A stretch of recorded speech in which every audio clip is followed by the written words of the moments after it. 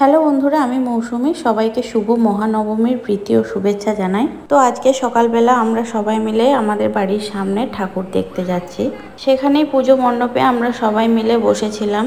তখন সবে নবমী পুজো শুরু হয়েছে।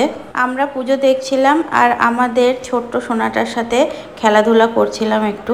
আজ এখানে প্রচণ্ড গরম, আর গরমে বাচ্চাদের একটু কষ্টই হয়, তাই ওকে একটু ভুলিয়ে ভালিয়ে রাখার চেষ্টা করছিলাম আর ওকে পুজো দেখাচ্ছিলাম।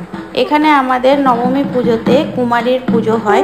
বাচ্চা মেয়েকে কুমারী সাজানো হয়, তাকেই ঠাকুরের কুমারী রূপে পুজো করা হয়। এখানে একটি বাচ্চা মেয়েকে সুন্দর করে সাজানো হয়েছে, তাকে ঠাকুরের পাশে রেখে পুজো করা হবে কুমারী রূপে।